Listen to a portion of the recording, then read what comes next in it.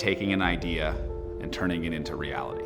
And no matter what it is that your idea is, if it doesn't exist yet, you can make it real. If you can see the future and make the future now, that's being an entrepreneur.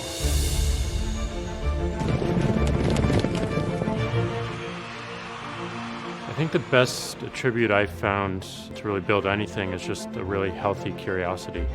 Constantly asking the question, why? Why doesn't this thing work in this way? Or why does it work in this way? Why doesn't this exist in the world? And anytime you can ask that question, why, you get an answer, and sometimes you get an answer of I don't know. And that's a point where you can actually pivot into something where you can find something new and actually have a new discovery. And that new discovery may not just resonate with you, it may resonate with other people as well. An entrepreneur is someone who looks into the future, looks into how the world is evolving, and moves to that future. We're all entrepreneurs, in the words of Muhammad Yunus, because we now live in this world where you have to invent yourself, and inventing yourself is part of being an entrepreneur. If you want to do something, just don't let anyone talk you out of it. I think when you're a kid, there are a lot of people that have all sorts of opinions on what you should do and what you shouldn't do. And the truth is, they're just opinions, and they don't know any better than you do. And so if you want something, and it might be starting a company, or being a doctor, or being an artist, just don't let anyone get in your way. Just go out and go make it happen. When you look at what you're able to create, a business, jobs, services, and products for people, I think that entrepreneurs are really people who make the world what it is today. In this country, 500,000 kids drop out of high school every year. Many more students graduate, but they are not prepared for the world of work. Build's tagline is "In business to learn."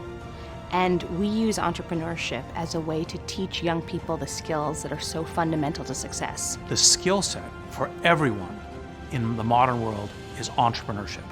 And Build creates that curriculum. Having young people succeed changes their life, changes their families' lives, changes our society. I think Build has really distilled what it means to be an entrepreneur down to a level where anyone can really learn lessons from that and use it to think about not just how to build a business, but how to live their life. I love that Build as an organization challenges young people to say, what could you do? And I think that that attitude and that question will really serve them well through their whole life. If there had been a Build class during high school, for me, that would have been my favorite class.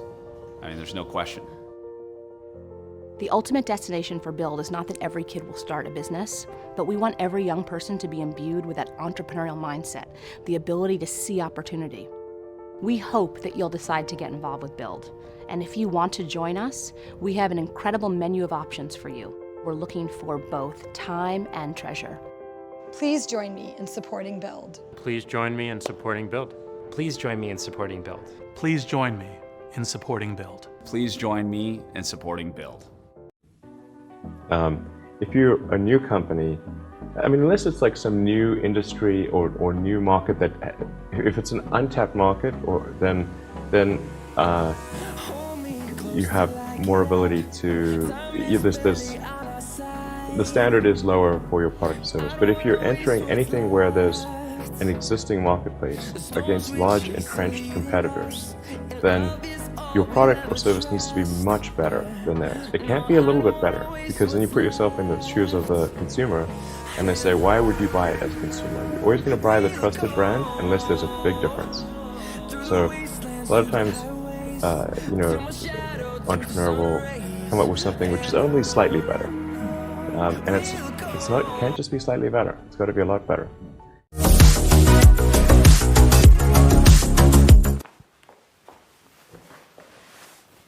Hey guys, welcome to Upgrade Grassroots.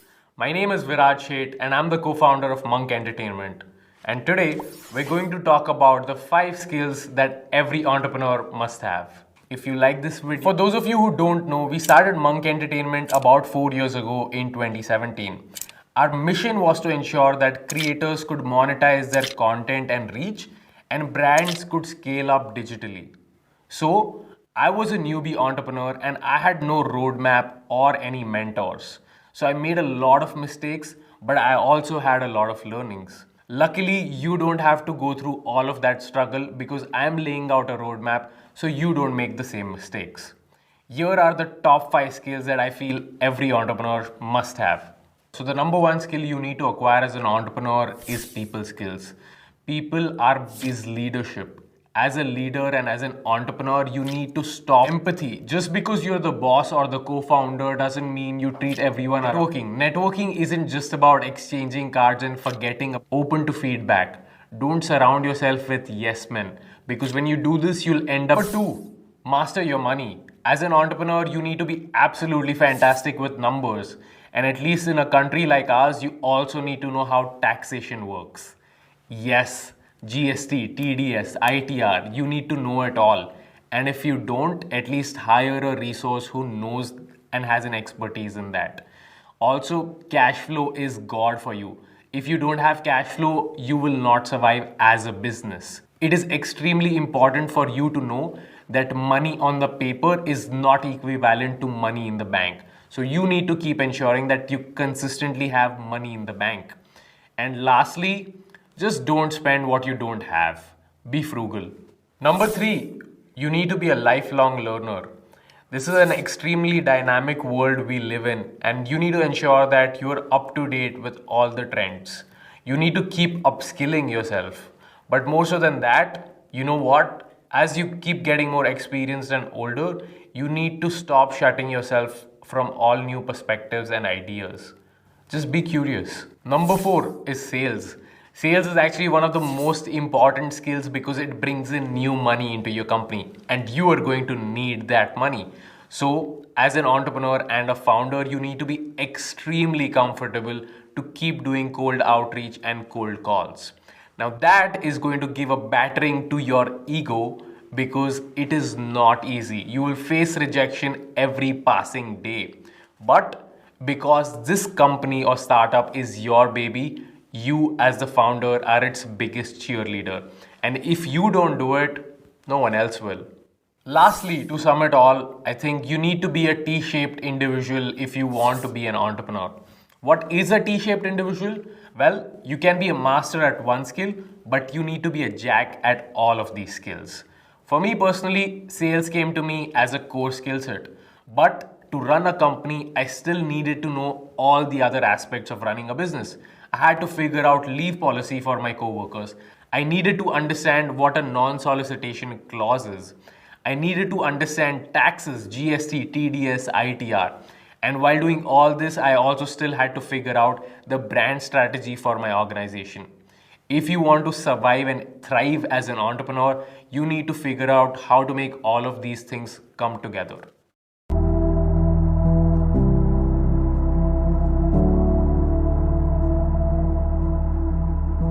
You know, being a businessman or woman wasn't cool in 1992. It was Bill Gates, you know, like a fucking nerd, successful entrepreneur or a wannabe entrepreneur. And to be very frank, I'm concerned about it because I think the one thing I love about entrepreneurship is it's binary with a public loss.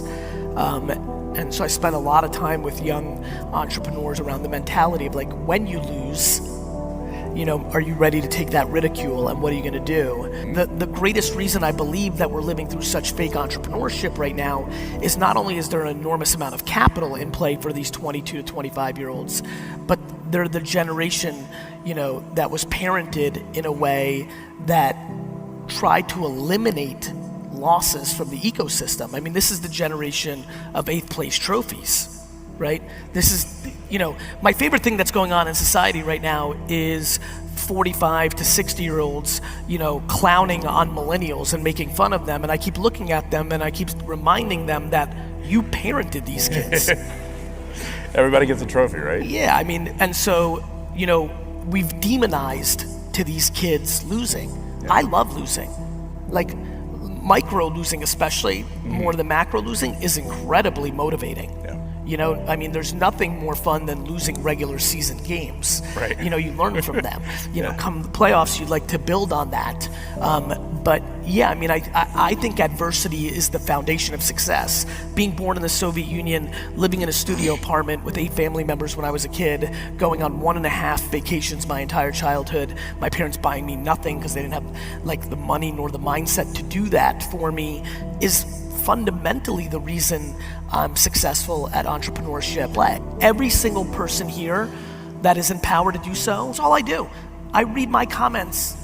I'm a pot-committed buyer of this thesis, that you have to fire the best performers that are destroying your culture. So we've worked across every industry you can imagine. Why? Because technology is disrupting every corner of business, every corner of our lives. And the next Googles, the next Facebooks, they have not been created yet. You know, they're, theoretically speaking, still in someone's garage. Now, the fact is that the statistics of turning an idea that you're sitting on to a thriving, profitable company is quite dismal at the moment. The statistics show that 93% of people in their businesses are going to fail in their first 5 years of starting their company. On top of that, of the 1% of those companies that actually do get external funding, it turns out 75% of them are not going to return $1 to their investors. So even though there is a huge amount of opportunity, even though many people are flocking to build these types of businesses, the fact is most of these businesses are going to go to complete waste. Now, at Ingenesis, this is how we view the situation. We see that over the last 500 years, the medical industry, the science industry has gone through a dramatic shift, a huge paradigm shift. And that has looked like back in the day, 500 years ago, so that's how far we've come. And when we look at entrepreneurship, we see the same patterns. We have not yet. So that is our mission at Ingenesis, to start and continue and progress this journey of the next 20 generations of entrepreneurs, so that hopefully we'll be here in that same period with a far higher success rate of the whole platform of entrepreneurship.